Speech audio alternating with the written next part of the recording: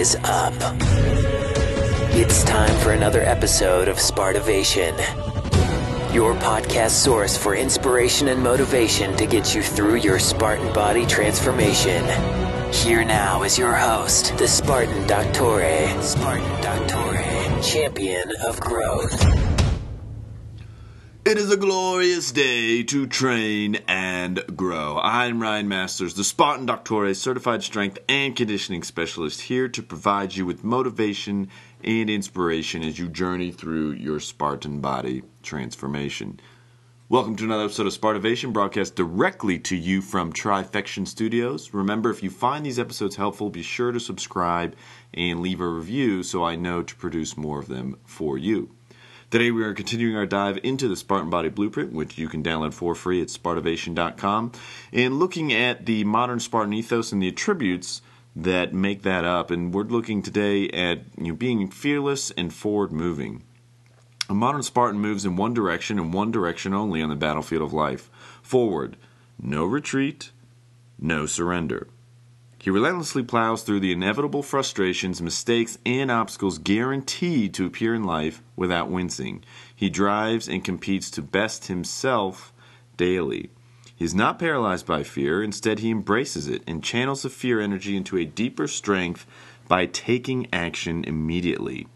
Any hesitation and the battle is lost. He recognizes that common men will criticize him and point out his failures and project their fears onto him, but he has chosen to be unmoved by this. And so you can see through examples of your own life that being fearless and forward moving really is something that holds a lot of guys back, not only in training but in all areas of life. In training, it's very easy to see. And the first mistake when it comes to fear, the first roadblock that stops a lot of guys is not recognizing the fear. Because sometimes when you hear fear, you think, oh, that means you're terrified of like dying or something, a deep level of fear. But that doesn't necessarily mean just because you're not super terrified of it that it's still not fear. Fear is often the reason for indecision, because you're afraid of some guy's afraid of making a mistake, and so that's why you see it all the time on the internet in terms of should I be doing this many reps or this many reps, or should I be doing this exercise or that exercise? And guys will spend hours and hours researching, whether silly stuff like that, instead of just taking action and going in the gym and doing it and seeing what happens. So because they're internally afraid of making the wrong decision, say they're doing what they think is the wrong number of reps, and therefore, they think it's not going to work out for them, which of course is not true. The fact of the matter is, whether if you're doing 6 sets of reps or reps of 10, the difference there, sure, there's some difference, but it's not a big enough difference to where if you do one or the other, you're going to notice a huge change, versus if you do nothing because you're spending all day searching the internet because they're afraid of making the wrong decision. So that's really, that's the first mistake in overcoming the fear is admitting that it exists, or at least being able to recognize it. And part of this comes to what we talked about already, which is Spartegrity. Guys will say, oh, I'm not afraid, I'll do whatever, because they're not willing to separate their personal worth from this, and so therefore they kid themselves and don't admit when they're not afraid, when they're afraid of making a mistake. And being forward moving is the only way to get anything done in life. And a real good picture that you can put in your mind for this is a bicycle. A bicycle, when you are standing still, it's going to fall over. Obviously, if you put your feet down, that'll stop that. But if you have your feet on the pedals and you're not moving, that bike's going to tip over. And it's the same thing for anything in your life. If you are just standing still because you're not making a decision, you are now sitting on that bike and it's going to tip over. And it's better to make a wrong decision than to make no decision and not learn from it. It's not about being perfect. It's about taking action, as we just read and talked about. And another cause of fear is, and the reason we want to look at these causes is so we can identify them and know when they're affecting us. And that is, guarantees. Everybody wants, we all want that guarantee. We want that safety net of, if I'm going to make an investment of any kind, whether it's an investment of money and time into a workout program, or an investment into pursuing a new job, or an investment into a relationship, we want that guarantee that it's going to work out. And oftentimes we'll say to ourselves, okay, well, if I get guaranteed that this is going to work out, then I will put everything I have into this.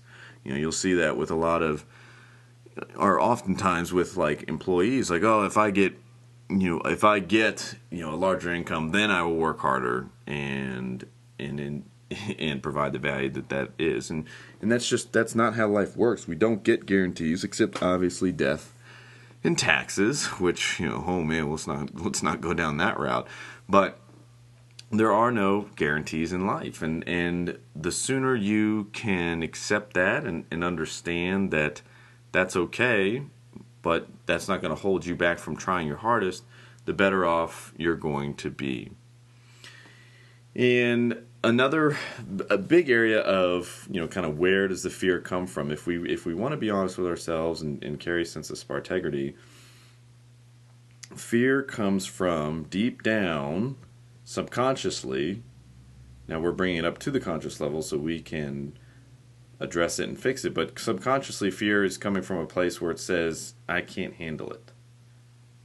That's really what fear is I can't handle it. So if I'm going to ask for a raise and I'm nervous, it's, deep down, it's like saying to yourself, well, I'm not going to ask because I can't handle getting rejected or being told no. I'm going to ask this girl out, but I don't, because deep down I'm afraid that I can't handle what she says. What if she says no?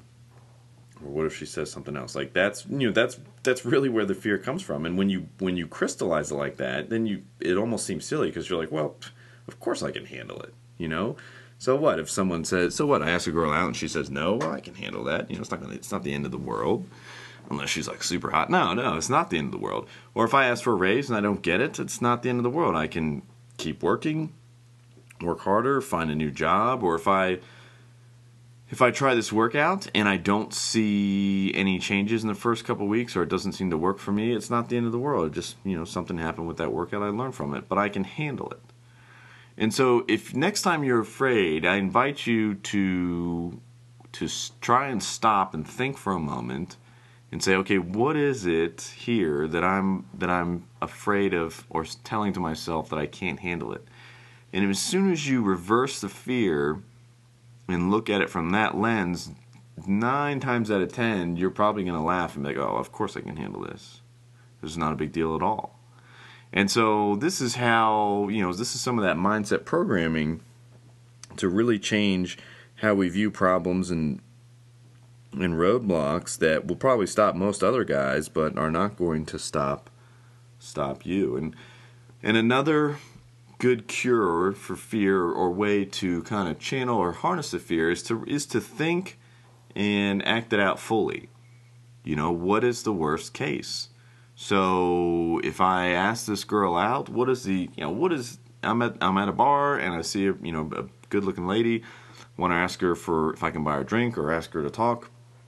What is the absolute worst thing that can happen? Well, I guess the worst thing is, she could throw her drink in my face. That would be pretty bad, embarrassing, especially if a lot of other people are watching.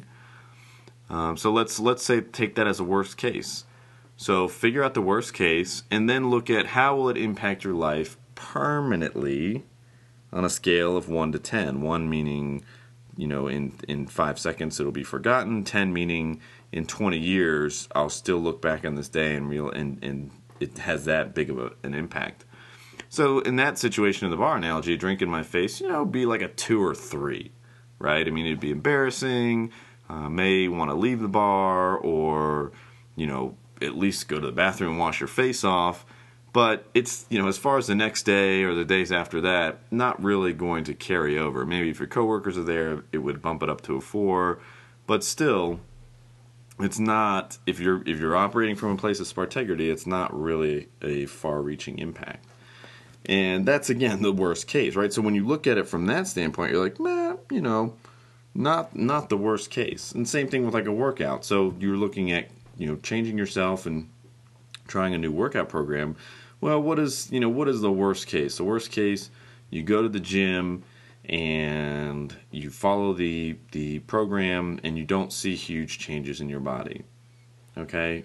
So how will that impact your life on a scale of 1 to 10 in terms of being awful? I mean, that's going to be like on a 1 to 3. You maybe lost some time, but the reality of it is, even if your physique didn't change in the way you wanted, you're still going to be healthier, more energetic. You've also gained other things like the discipline of going to the gym daily, or of committing to something and sticking with it. So when you look at it from that standpoint, there's really not much to fear. Okay, well, fear of cost. Okay, so I spend $100 on a program and I don't get the physical result that I'm looking for. Again, I mean, we look at the scale, worst case, 1 to 10. If you follow pretty much any program, there's going to be some type of improvement. Now, it may not be the exact transformation you're looking for, but it's going to be a step in the right direction. And a lot of it will not necessarily be physical changes. It'll be those mental disciplines and those habits. And so it's like, what do you really lose there? Not much. So when you look at it, any fear from these two lenses of, number one, saying what is it that I think I can't handle, and number two, what is the worst case and how far-reaching will that impact be on my life, almost any fear that you have can be instantly crushed. Now, no matter what you are or aren't afraid of in life, always remember, never retreat, never surrender, and keep moving forward.